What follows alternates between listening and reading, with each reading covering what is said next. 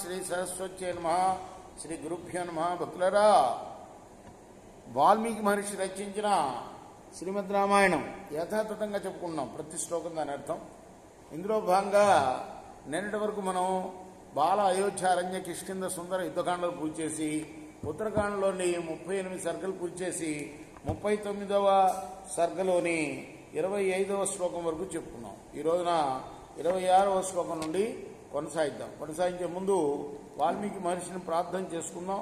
పూజంతన్ రామ రామేతి మధురం మధురాక్షరం ఆరుహ్య కవితా శాఖాం వందే వాల్మీకి కోకిలం అంజనానందనం వీరం జానకీ శోకనాశనం కపి సమక్షంతారాం వందే లంకా భయంకరం. సదా నింబవృక్షస్య మూలాధివాసాత్ సుధాశ్రావిణం తిక్తమప్యప్రియంతం తరుం కల్పవృక్షాదికం సాధయంతం నమామీశ్వరం సద్గురుం సాయినాథం సమర్థగురు సాయినాథ్ మహారాజ్ కీ జై. తే పిబంతః సుగంధిని మధుని మధుపింగళా మాంసాని చ సుమృష్టాని మూలాని చ ఫలాని చ.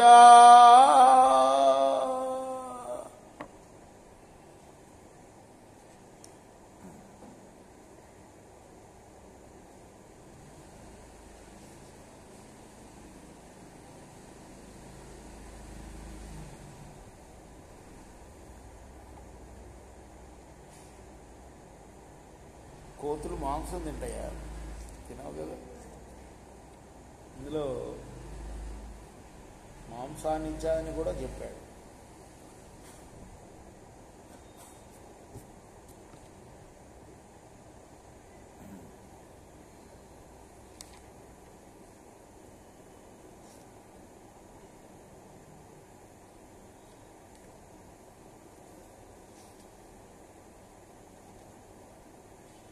వజ్రాలు బహుకరించి కౌగలించుకున్నట్ట. ఎవరిని?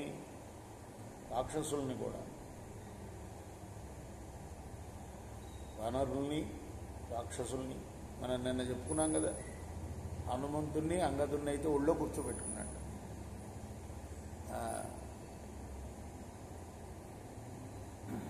ఆ తర్వాత వాళ్ళు కమ్మగా మాంసం తింటూ, మధువు తాగుతూ, ఫలాల్ని మూలాల్ని తింటూ, ఏవం తేషాన్ నివసతామాస సాగృహో యయో తదా. ఇంకా వీళ్ళు నెల రోజులు ఉన్నారట అక్కడ. ముహూర్తమేవతే సర్వే రామ భద్రాజమైనదే.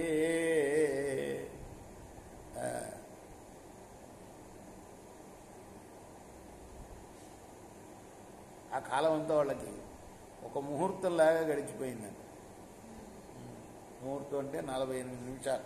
ఇప్పుడు కొత్త ఇంగ్లీష్ లెక్క పక్క.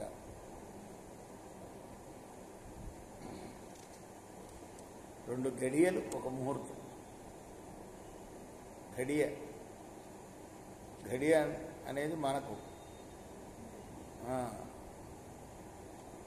24 నిమిషాలు ఒక గడియ. 2 గడియలు ఒక ముహూర్తం ఇప్పుడు లెక్కల్లో.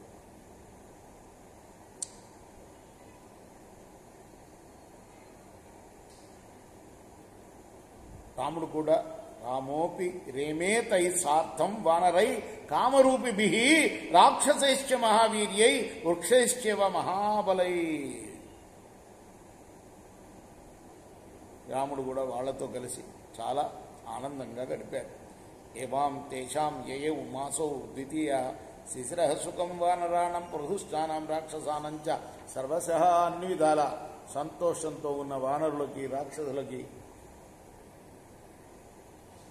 సుఖంగా గడిచింది. పైగా అది శిశిర ఋతువు కూడా. ఇక్ష్వాకు నగరీ రమ్యే పరాం ప్రీతి ఉపాసతాం రామస్య ప్రీతికరణై కాలస్తేషాం యయ సుఖం.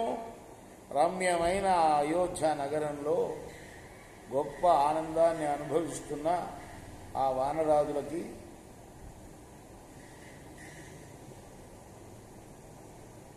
కాలమంతా కూడా రాముడి యొక్క ప్రేమపూర్వకమైన ఆదరాభిమానంతో చాలా సుఖంగా గడిచిపోయింది. ఆయన చూపుతోటే ఆయన చూపే అత్యంత ప్రసన్నంగా ఉంటుంది.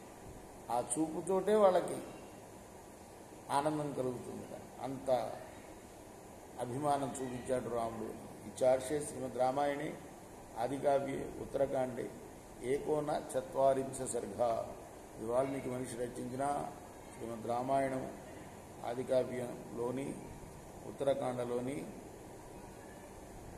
39వ సర్గ. రేపు మనం 40వ సర్గ ప్రారంభం చేసుకున్నాం. కృష్ణార్పణమస్తు. సాయి కృష్ణార్పణమస్తు.